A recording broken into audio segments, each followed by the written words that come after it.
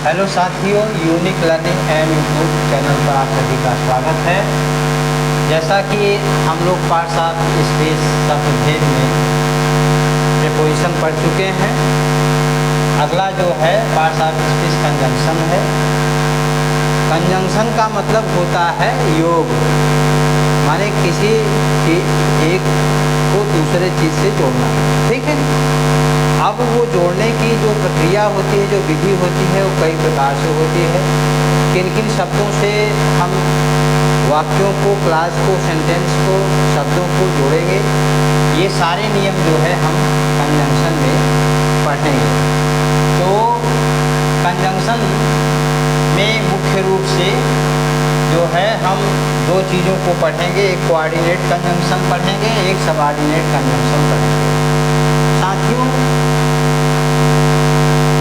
पढ़ाई, हमारा ज्ञान जो है वो सतत चलता रहता है, कंटिन्यूटी उसमें बनी रहती है और हम जन्म से मृत्यु तक सीखते ही रहते हैं। लेकिन जो विषय का ज्ञान है, जो सब्जेक्ट नॉलेज है, उसके अलावा हमें अन्य परिस्थितियों से, अन्य वातावरण से भी कुछ न कुछ सीखने को मिलता है।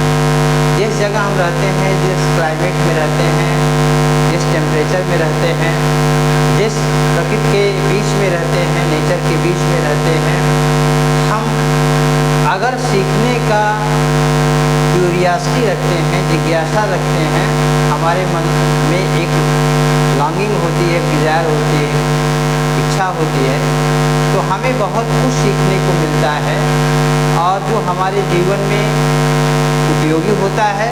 और हम अनुभवशील जब प्राणी हो जाते हैं तो वहीं अपने जो न्यू जनरेशन है, कमिंग जनरेशन है, जो फ्यूचर में आने वाली पीढ़ी है, उसको हम गाइड करते हैं, गाइडेंस करते हैं। तो हम बराबर अक्सर कुछ न कुछ जो है सीखते रहते हैं।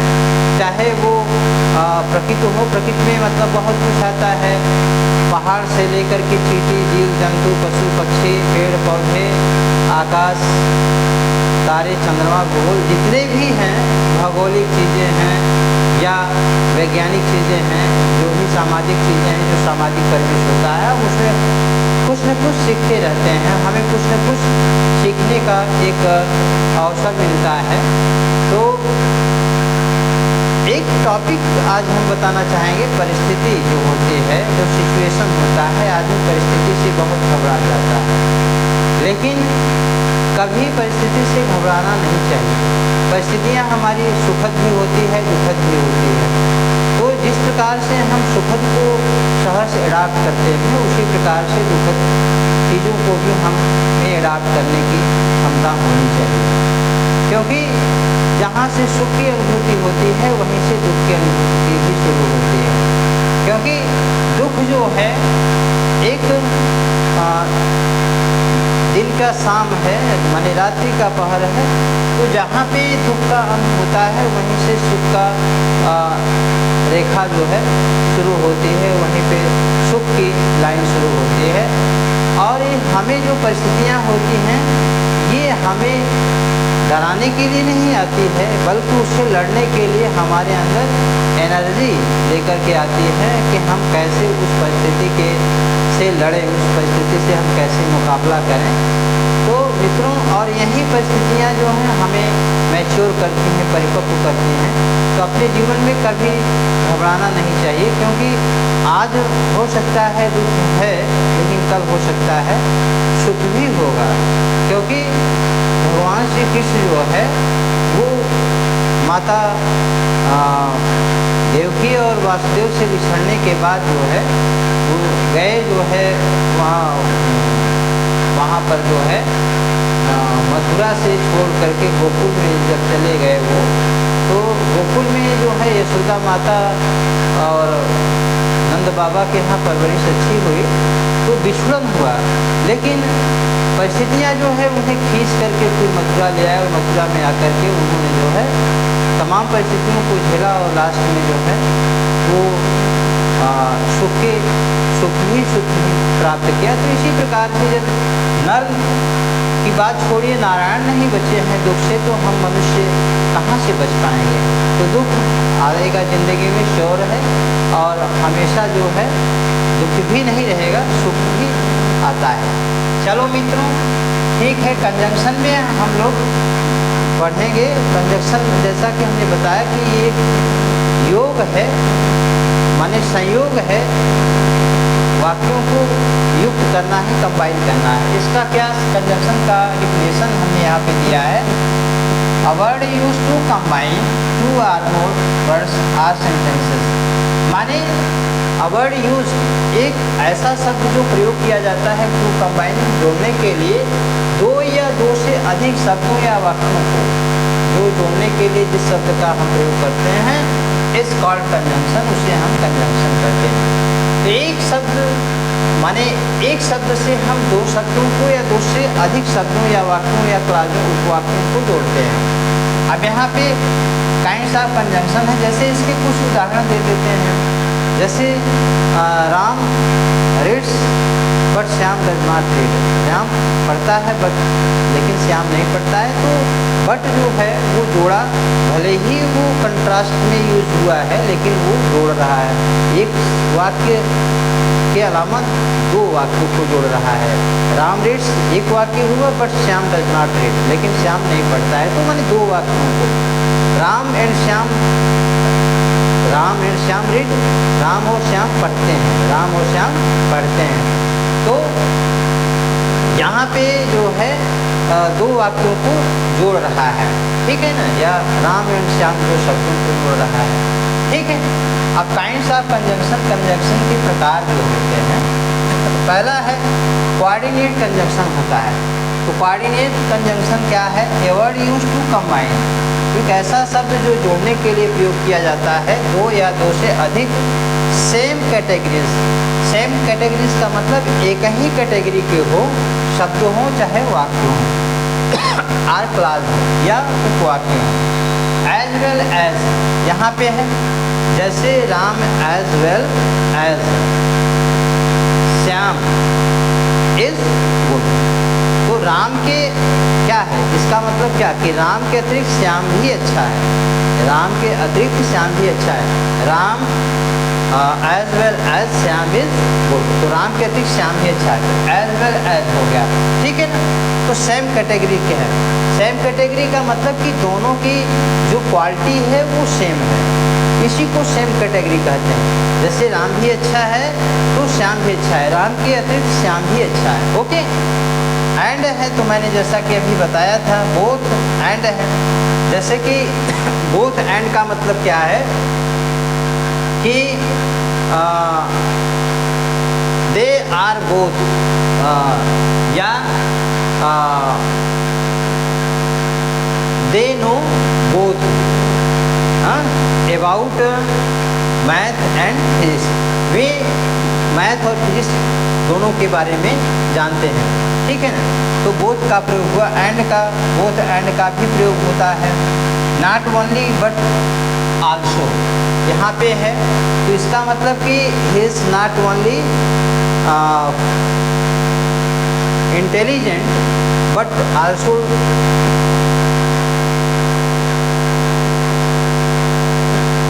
he is not only, he is not, या कह सकते हो she is not only intelligent but also beautiful, माने वह जो है बुद्धिमान ही नहीं है बल्कि ब्यूटीफुल भी है, सुंदर भी है, ठीक है। तो ये क्यूमुलेटिव इसको कहते हैं, माने कोऑर्डिनेट कंजंक्शन में जो है क्यूमुलेटिव कंजंक्शन है। क्यूमुलेटिव का मतलब संचय करना, इकट्ठा करना। तो कहने का मतलब कि एक दो वाक्यों को, तीन वाक्यों को एक में रखना क्यूमुलेटिव संचय है, माने एक में जोड़ रहा है। लेकिन जहाँ but still yet whereas only nevertheless however आ जाएगा वहाँ पे कंट्रास्ट कंजंक्शन होगा, माने विरोधाभास कंजंक्शन होगा। He is good but his friend is not good, हाँ, या but his friend is bad, तो उसका मित्र वह अच्छा है लेकिन उसका मित्र बुरा है, लेकिन उसका मित्र, तो कंट्रास्ट है। एक अच्छा है एक बुरा है, वहाँ पे बट आ गया। स्टिल एट, उसी तरह से इसका भी प्रयोग होगा, ओनली नेवर प्लेस का भी प्रयोग होगा। इसको हम खैर बाद में बृहद रूप से बता देंगे, जैसा कि मैंने पिछले वीडियो में कहा था कि प्रीपोजिशन आप लोग थोड़ा सा जान लीजिए, इसके बाद में बृहद रूप से इनका प्रयोग बताएंगे। Or otherwise as, either or neither nor, alternative conjunction. Alternative का कंजंक्शन का मतलब होता है अल्टरनेट, माने एक को न चुन करके दूसरा को चुने। जैसे कम आर गो, आओ अथवा जाओ, तो माने या तो आने के लिए आप अल्टरनेट आपके पास है। अल्टरनेट का मतलब कि आप कोई भी एक इसमें से चयन कर सकते हो, अल्टरनेट, ठीक है ना, माने क्रम बदलना जो है। तो अल्टरनेट का मतलब होता है कि कम आओ आर गो, या कम इन आर गो आउट, अंदर जाओ या बाहर जाओ। तो ये इस तरह का अल्टरनेट होता है जो है आपके पास। हाँ, आइदर आर, तो आइदर आर में either come in are go out ये भी कह सकते हो, ठीक है। या उसी तरह से नाइदर, माने नाइदर रीड इट नार लर्न इट, ना तो इसे पढ़ो और न ही इसे याद करो, तो नाइदर नार का प्रयोग होता है, ठीक है। तो या neither you nor your friends came at my house, ठीक है ना तो तुम ना तो तुम्हारे मित्र ही मेरे घर पर आए, ठीक है। तो इस तरह से अल्टरनेट की बात है। So therefore for a result दिखाता है। देयरफॉर माने यहाँ पे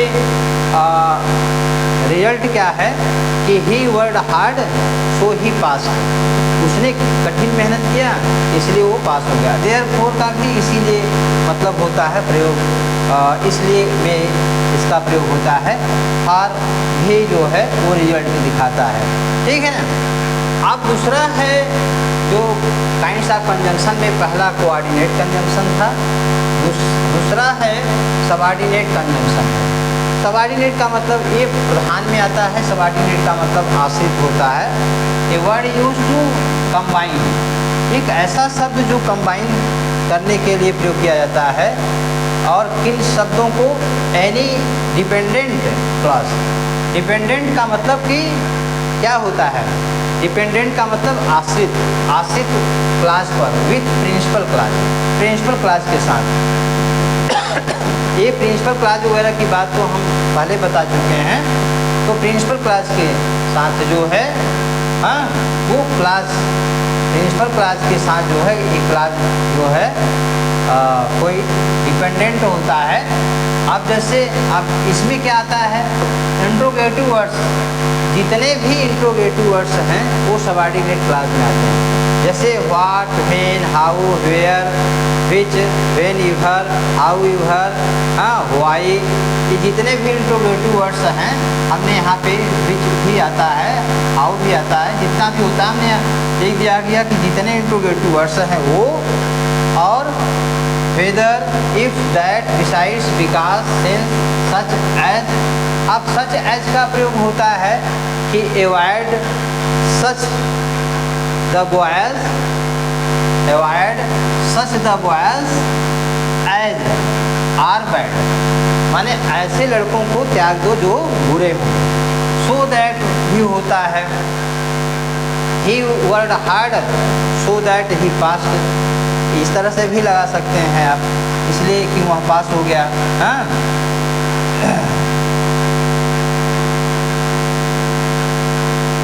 या